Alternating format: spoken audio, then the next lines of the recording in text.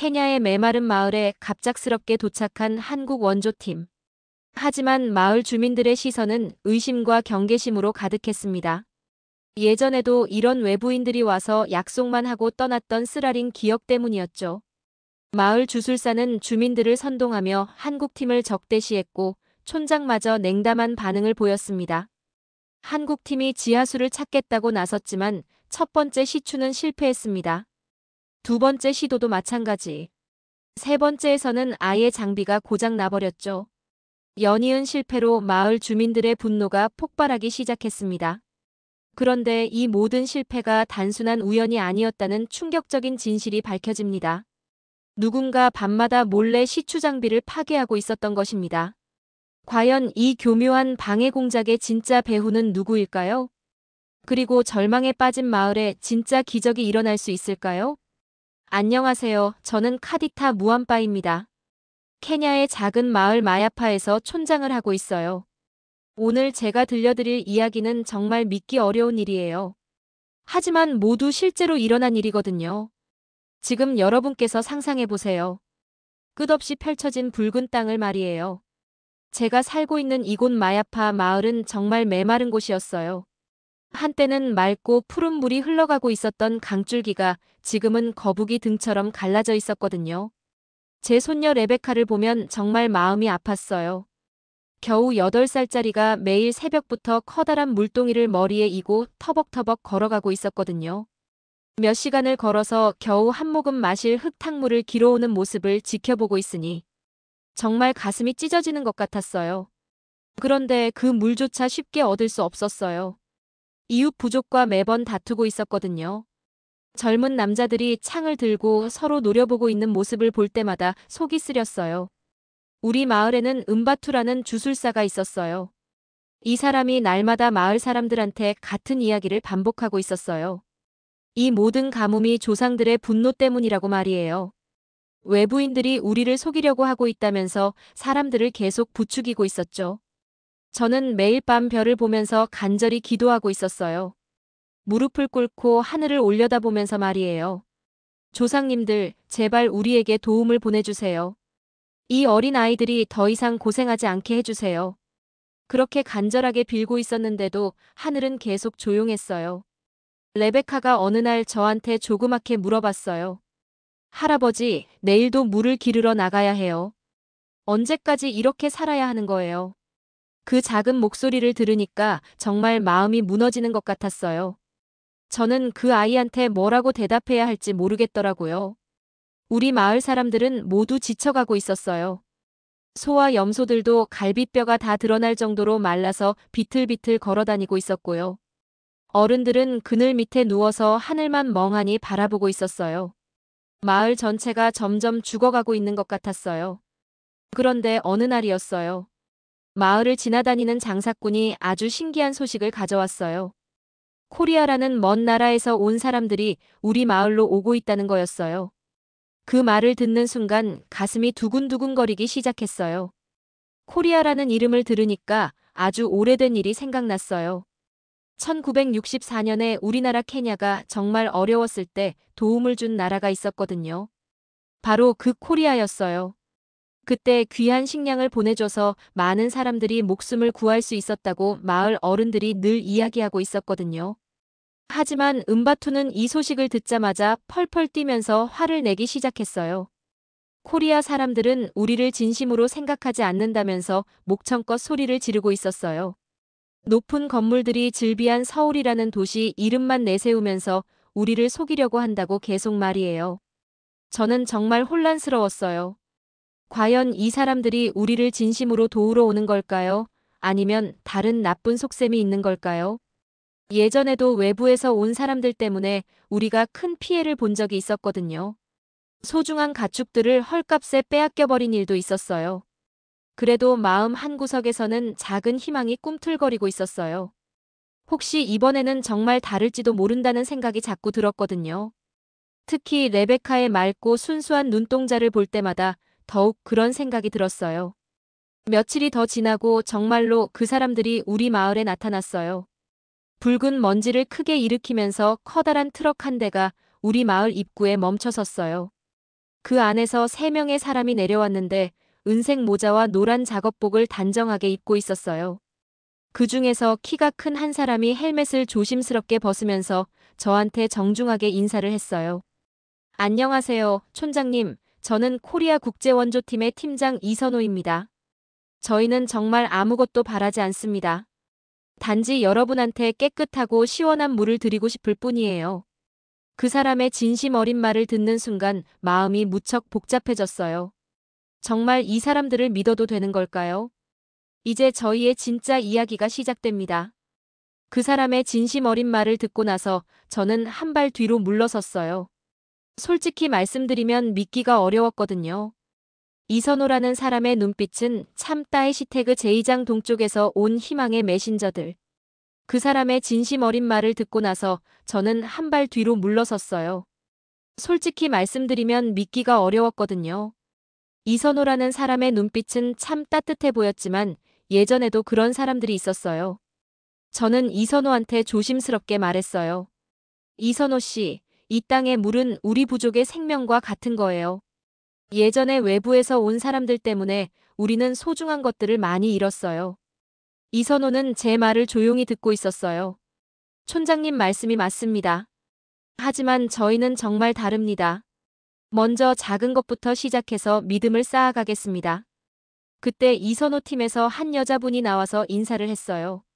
박지우라는 의사 선생님이었어요. 이분이 우선 아픈 아이들부터 돌봐주고 싶다고 하더라고요. 마을에서 조금 떨어진 곳에 작은 진료소를 만들어서 무료로 치료해주겠다고 했어요. 처음에는 마을 사람들이 다 의심스러워했어요. 특히 은바투가 더 목소리를 높이고 있었어요. 저 이방인들의 약은 믿을 수 없다면서 사람들한테 가지 말라고 소리치고 있었거든요. 며칠 뒤에 박지우 의사가 정말로 하얀 천막을 치고 진료소를 열었어요. 처음에는 아무도 가지 않았어요. 그런데 한 어머니가 열이 심하게 나는 아이를 데리고 조심스럽게 찾아갔어요. 그런데 정말 큰일이 생겼어요. 제 손녀 레베카가 갑자기 심한 열이 나면서 쓰러진 거예요. 온몸이 뜨겁게 달아오르면서 숨도 제대로 쉬지 못하고 있었어요. 우리 마을의 전통 약초로는 아무 소용이 없었어요. 저는 한밤중에 박지우 의사를 찾아갔어요. 제발 우리 레베카를 살려주세요. 그렇게 간절하게 부탁했어요. 박지우 의사는 바로 달려와서 레베카를 살펴봤어요. 그분들이 밤새도록 레베카 곁에서 돌봐줬어요. 열을 재고 약을 주고 계속 지켜보면서 말이에요. 저는 옆에서 그 모습을 지켜보고 있었는데 정말 고마웠어요. 새벽이 되니까 레베카의 열이 내리기 시작했어요. 숨도 편하게 쉬고 얼굴빛도 좋아졌어요. 저는 그 순간 눈물이 주체할 수 없이 흘러내렸어요. 정말 고맙습니다. 그 일이 있고 나서 마을 분위기가 조금씩 바뀌기 시작했어요. 아이들이 더 이상 코리아 팀을 무서워하지 않았어요. 오히려 호기심을 가지고 다가가서 말을 걸기도 했거든요. 며칠 뒤에 저는 이선호를 다시 불렀어요. 그동안 지켜본 결과 이 사람들은 정말 다르다는 생각이 들었거든요. 저는 이선호한테 물었어요. 정말로 우리를 도와줄 수 있나요? 이선호가 주머니에서 작은 종이를 꺼내서 저한테 보여줬어요. 거기에는 어린아이가 그린 것 같은 그림이 있었어요. 맑은 물이 나오는 우물가에서 우리 마을 아이들과 코리아 아이들이 함께 손을 잡고 웃고 있는 그림이었어요. 촌장님, 저희는 마야파 마을 아이들이 더 이상 목마름 때문에 고생하지 않게 하고 싶어요. 제발 기회를 주세요. 그 말을 들으니까 가슴이 뜨거워졌어요. 작은 희망이 제 마음에서 타오르기 시작했어요. 작은 희망이 제 마음에서 타오르기 시작했지만 그 희망은 곧 시험을 받게 됐어요. 저는 마을 원로들과 긴 회의를 했어요. 결국 제한된 범위에서 이선호 팀에게 지하수 탐사를 허락하기로 결정했어요. 며칠 뒤 이선호 팀이 커다란 기계들을 가져왔어요. 거대한 드릴 이 붉은 땅을 파고들기 시작했어요. 굉음이 마을 전체를 뒤흔들었어요. 아이들은 무서워서 어머니 뒤에 숨었고 어른들은 불안한 표정으로 지켜보고 있었어요. 첫 번째 시추가 시작됐어요. 이선호와 송민재라는 기술자가 땀을 뻘뻘 흘리면서 작업하고 있었어요. 드릴 이 땅속 깊이 들어갔지만 물은 나오지 않았어요. 대신 짠물만 조금 올라왔을 뿐이었어요. 마을 사람들의 얼굴이 점점 어두워졌어요. 은바투가 다시 목소리를 높이기 시작했어요. 보시오, 저들이 우리를 속인 것이다. 이 땅에는 물이 없어. 정령들이 노에서 물을 숨겨버린 것이다. 저는 이선호한테 물었어요. 이게 어떻게 된 일인가요? 이선호의 얼굴이 창백해졌어요. 죄송합니다, 촌장님. 이 지점의 땅이 예상보다 훨씬 단단했어요. 다른 곳을 찾아보겠습니다. 하지만 두 번째 시도도 실패했어요. 세 번째 시도에서는 기계까지 고장이 났어요. 마을 사람들의 불만이 하늘을 찔렀어요. 이제 정말로 포기해야 하는 건 아닌가 싶었어요. 그런데 이상한 일들이 벌어지기 시작했어요. 밤마다 누군가 시추장비 근처를 기웃거리고 있었어요. 젊은이 사마엘이 어느 날 밤 수상한 사람을 목격했다고 저한테 보고했어요. 카자마 은봉고라는 악덕 상인이었어요. 이자는 우리 지역에서 불법으로 장사를 하면서 관리들과 결탁해서 돈을 벌고 있었어요. 만약 우리 마을에 깨끗한 물이 생기면 외부의 감시가 심해져서 자신의 장사에 방해가 될 거라고 생각했던 거예요. 다음 날 아침 시추 장비가 망가져 있었어요. 중요한 부품들이 사라져 있었고 기름이 흘러나오고 있었어요. 이선호와 송민재가 당황한 표정으로 장비를 살펴보고 있었어요. 하지만 며칠 뒤 진실이 밝혀졌어요. 사마엘이 은바투의 천막에서 카자마가 준 돈과 물건들을 발견한 거예요. 은바투가 카자마에게 매수당해서 마을 사람들을 선동하고 있었던 거예요. 저는 은바투를 불러서 호되게 꾸짖었어요. 어떻게 돈 때문에 우리 부족을 배신할 수 있소? 은바투는 결국 모든 것을 실토했어요. 카자마가 협박도 하고 돈도 줬다고 말이에요. 저는 마을 사람들 앞에서 큰 소리로 외쳤어요. 우리의 진짜 적은 가뭄이 아니야. 우리를 속이고 이용하려는 사람들이야. 더 이상 속지 말자. 우리 부족의 운명은 우리가 결정하는 거야. 그때 케냐 정부에서 은보사 칼롱게라는 담당관이 헬리콥터를 타고 왔어요. 이선호가 긴급 지원을 요청한 거였어요. 새로운 장비와 기술자들이 도착했어요. 이번에는 마을 북쪽 언덕에서 시작하기로 했어요. 우리 부족 어른들이 옛날부터 별이 모이는 곳이라고 부르던 자리였어요. 전설에 따르면 그곳 땅속 깊은 곳에 물줄기가 흐른다고 했거든요. 드릴 이 30m 깊이 들어갔을 때였어요. 송민재가 긴장한 목소리로 말했어요. 촌장님, 뭔가 다른 느낌이에요. 물이 올라올 것 같습니다. 그 순간 온 마을 사람들이 숨을 죽이고 지켜봤어요. 그 순간 온 마을 사람들이 숨을 죽이고 지켜보고 있었는데 정말 기적이 일어났어요. 땅 밑에서 가늘지만 맑고 시원한 물줄기가 솟아오르기 시작한 거예요. 처음에는 조금씩 나오더니 점점 더 세게 나왔어요. 아이들이 제일 먼저 달려갔어요. 손을 뻗어서 물방울을 받으면서 환호성을 질렀어요. 어머니들도 따라 달려와서 두 손 가득 물을 받아 마셨어요. 그 맛을 본 순간 모두들 눈물을 흘렸어요. 저도 떨리는 손으로 이선호의 손을 꼭 잡았어요. 이선호, 우리가 해냈소. 정말 해냈어. 이선호도 눈시울이 붉어져서 말을 잇지 못했어요. 대신 환하게 웃으면서 저를 꼭 안아줬어요. 마을 사람들이 모두 모여들었어요. 물 주변에서 손뼉을 치면서 춤을 추기 시작했어요. 우리 부족 전통 춤이었어요.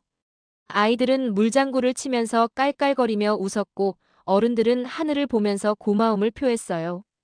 며칠 뒤에 이선호 팀이 태양광 발전 펌프와 정수 시설을 설치했어요. 마을 한가운데 공동 수도꼭지를 만들었어요. 이제 언제든지 깨끗한 물을 마실 수 있게 됐어요. 이선호는 우리 젊은이들에게 시설 관리 방법을 가르쳐 줬어요.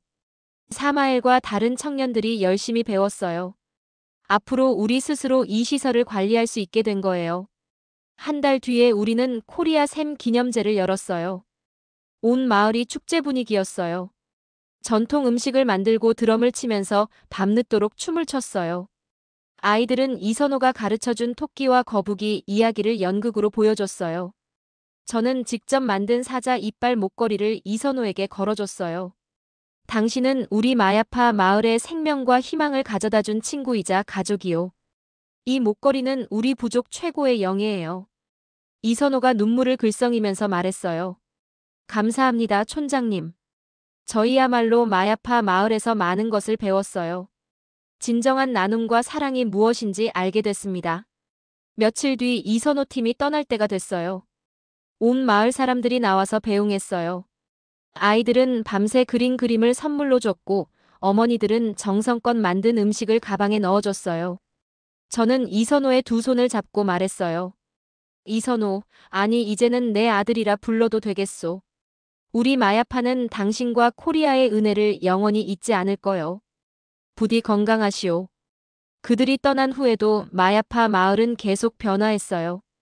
아이들이 더 이상 흙탕물을 마시지 않아도 되니까 병에 걸리는 일이 거의 없어졌어요.